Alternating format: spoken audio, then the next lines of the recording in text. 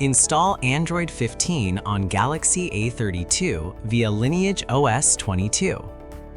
Please check the description for important notes and download links. First, download ROM and GApps packages, then transfer the downloaded files to the phone's storage.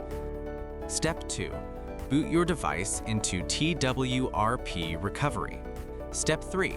Once you're in TWRP main menu, go to Wipe, Advanced Wipe, and select the checkboxes as shown in the image excluding internal storage.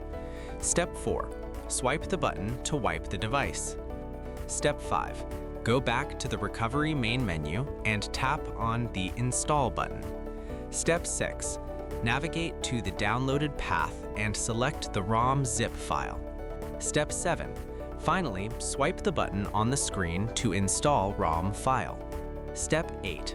Once the ROM installation finishes, return to the main menu and install the GApps zip package in the same manner. Step 9. After GApps flashing completes, select Wipe Cache/Dalvik from the bottom left side of screen and swipe to wipe. Step 10. When the wiping process is completed, hit Reboot System. That's it! You have successfully installed the ROM on your device.